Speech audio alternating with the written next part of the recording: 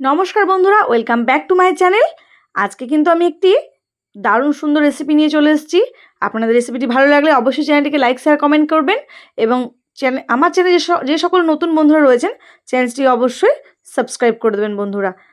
আর পাশে থাকা বেল আইকনে তো অবশ্যই প্রেস করে দেবেন, তাহলে নতুন ভিডিওর আপডেটগুলি আপনারা কিন্তু সর্বপ্রথম আপনাদের ফোনে পেয়ে যাবেন। তো দেখুন, বাজার থেকে কিন্তু একদম টাটকা জ্যান্ত একটা কাতলা মাছ নিয়ে চলে এসেছে। আজকে এই কাতলা মাছেরই একটি দারুণ সুন্দর রেসিপি বানিয়ে আপনাদের দেখাবো। দেখুন, মাছটা কিন্তু ধুয়ে ভালো করে পরিষ্কার করে নিলাম, দিয়ে দিলাম স্বাদমতো লবণ। এবারে দিয়ে দিচ্ছি এখানে সামান্য হলুদ গুঁড়ো। এবারে লবণ হলুদটা মাছের গায়ে ভালো করে এপিট ওপিটে এইভাবেই মেখে নেব, তাহলে কিন্তু মাছটাতে অনেকটাই লবণটা ঢুকে গেলে খেতে কিন্তু বেশ ভালো লাগবে। মাথাটা দেখছেন বন্ধুরা, অনেকটা কিন্তু বড়। কড়াই বসিয়ে নিয়েছি, দিয়ে দিলাম সর্ষের তেল। তেল কিন্তু আমি খুব অল্প পরিমাণ দিয়ে রান্না করব, যেহেতু মাছ ভাজছি সেই জন্য আমি এতটা তেল ইউজ করলাম। দেখুন, এবার আমি একটা একটা করে কিন্তু মাছগুলো ছেড়ে দিচ্ছি। আর মাছ কিন্তু খুব একটা লাল করে আমি ভেজে নেব না। একটা সাইড কিন্তু আমার ভাজা হয়ে গেছে, আমি একটু উল্টে নিলাম আর একটা সাইড ভাজার জন্য। মাছ একটু হালকা করেই ভাজবো। তো চলুন, এবারে মাছটা ভাজা হতে থাকুক, আমি কেটে নিচ্ছি একটা ফুলকপি। তো আজকে কিন্তু আমি এই ফুলকপি আর আলু দিয়ে কাতলা মাছের একটি ঝোলের রেসিপি আপনাদের সঙ্গে শেয়ার করছি। রেসিপিটি কেমন হচ্ছে অবশ্যই আমাকে কমেন্ট বক্সে কমেন্ট করে জানাবেন।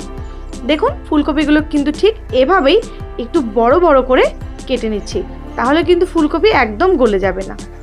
মাছটা কিন্তু আমার ভাজা হয়ে গেছে, মাছটা আমি এবারে একটা জায়গায় তুলে নিচ্ছি। আরও যে সমস্ত মাছগুলো রয়েছে সেগুলোও কিন্তু আমি এভাবেই ভেজে নেব। তো চলুন, এবার একটা মশলা তৈরি করে ফেলি। তো মশলার জন্য নিয়ে নিয়েছি দেখুন এখানে আদাটাকে দেখুন এইভাবে থেতো করে ভালো করে আমি বেটে নিচ্ছি। আপনারা চাইলে কিন্তু মিক্সিং জারেও এটা ব্লেন্ড করে নিতে পারেন, তবে শিলপাটার এই মশলার স্বাদ কিন্তু দুর্দান্ত। তো দেখুন, আদাটা কিন্তু আমি খুব ভালো করে বেটে নিলাম। এবার আদাটা আমি তুলে নেব। এদিকে দেখুন, বাকি মাছটাও কিন্তু ভীষণ ভালোভাবে ভাজা হয়ে গেছে। এবারে মশলাতে আমি আদাটা বেটে নিয়েছি। এখন এখানে নিয়ে নিয়েছি 3টে শুকনো লঙ্কা আর 1 চামচ গোটা জিরে। আমি এটাও কিন্তু খুব ভালো করে মিহি করে বেটে নেব, তাহলে কিন্তু রান্নার স্বাদটা দারুণ হবে। তো এভাবেই আমি কিন্তু ভালো করে বেটে নিচ্ছি। যারা কিন্তু শুকনো লঙ্কা একদম খান না বা পছন্দ করে না, তারা কিন্তু এখানে কাঁচা লঙ্কাও দিতে পারে।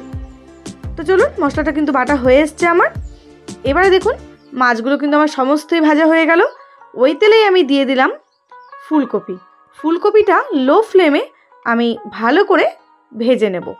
তেল কিন্তু আমি আর একটুও দেব না, এই তেলটা দিয়ে কিন্তু ফুলকপি খুব ভালো মতো ভাজা হয়ে যাবে। যেহেতু মাছ ভেজেছিলাম, মাছে হলুদ ছিল, সেহেতু ফুলকপির কালারটাও কিন্তু হলুদ হয়ে গেছে। আমি কিন্তু এখানে কোনো এক্সট্রা করে হলুদ দেইনি। তো এইভাবেই আমি ফুলকপি কিন্তু খুব ভালো করে আস্তে আস্তে কিন্তু আঁচ দিয়ে ভেজে নিয়েছিলাম। সামান্য একটু কড়াইয়ে তেল দিয়ে দিলাম ফোড়নে গোটা জিরে আর শুকনো লঙ্কা। ফোড়নটা একটু ভাজা হয়ে এলে দিয়ে দেবো এখানে আমি পেঁয়াজ কোচানো। পেঁয়াজটা আমি ছোট ছোট পেঁয়াজ 3টে নিয়ে নিয়েছি। এটা গোল গোল করে রিং রিং করে আমি কিন্তু পাতলা পাতলা করে কিন্তু কেটে নিয়েছি। সেই পেঁয়াজটাই খুব ভালো করে ভেজে নিচ্ছি, এবং একটু লাল করে ভাজলে খেতে একটু বেশ ভালো হবে।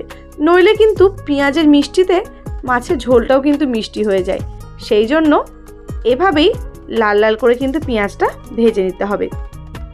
তো চলুন, একদম মিডিয়াম ফ্লেমে খুব ভালো করে পেঁয়াজটা আমরা এবার ভেজে নিই। তো দেখুন, পেঁয়াজটা কিন্তু আমি অনেকটাই লাল করে ভেজে নিয়েছি। এবার আমি একটা ছোট টমেটো এভাবেই কেটে তেলের পেঁয়াজের ওপরে দিয়ে দিলাম। ছোট টমেটো দেওয়ার পরেও আমি খুব ভালোভাবে এভাবেই কিছুক্ষণ ধরে নাড়াচাড়া করে নেব। কিছুক্ষণ নাড়াচাড়া করে নিলেই টমেটোটা কিন্তু অনেকটাই গলে যাবে। তো দেখুন, নাড়াচাড়া করে নিলাম। এবার আমি কেটে রাখা আলুগুলো দিয়ে দিলাম। আলুগুলো দিয়েও আমি আরও কিছুক্ষণের সময়ের জন্য নাড়াচাড়া করে একটু হালকা ভেজে নেব, এপিট ওপিট করে। এবারে দিয়ে দিচ্ছি স্বাদমতো লবণ, আর দিয়ে দেবো এখানে সামান্য হলুদ গুঁড়ো।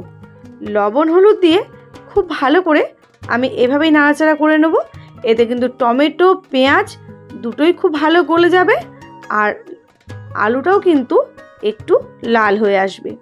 তো দেখতেই পাচ্ছেন আলুটা কিন্তু একটু লাল হয়ে এসছে। এবার আমি মশলা দেব। দিয়ে দিলাম আদা বাটা। আদা বাটা দিয়ে একটু কিছুক্ষণ নাড়াচাড়া করেই আমি দিয়ে দেব জিরে আর লঙ্কা বাটা। তো আদা বাটা দিয়ে আমি কিছুক্ষণ নাড়াচাড়া করে নিলাম। এবারে জিরে আর লঙ্কা বাটাটা দিয়ে দিচ্ছি। তো দিয়ে দিলাম। দিয়ে দেওয়ার পরে আমি আবারও ভালো করে কিন্তু নাড়াচাড়া করে মশলাটা খুব ভালোভাবে কষিয়ে নেব। এবারে এই মশলা কষানোর সময় এখানে যদি সামান্য একটু জল দেওয়া হয় তাহলে মশলাটা কিন্তু খুব ভালো মতো কষানো হয়। তো আমি একটু জল দিয়ে দিচ্ছি। জল দিয়ে মশলাটা কিন্তু এবারে আমি ভালো করে কষিয়ে নিচ্ছি, একদম মিডিয়াম ফ্লেমে কষিয়ে নিচ্ছি। দেখুন মশলাটা কিন্তু খুব ভালো মতো আমার কষানো হয়ে গেছে, বুঝতেই পাচ্ছেন কড়াইয়ের গায়ে কিন্তু মশলা লেগে যাচ্ছে, তার মানে কিন্তু মশলা খুব ভালো মতো কষানো হয়ে গেছে। এবার দিয়ে দিলাম উপর থেকে ফুলকপিগুলো দিয়ে কয়েক সেকেন্ডের জন্য আমি এভাবেই কিছুক্ষণের জন্য নাড়াচাড়া করে নেব।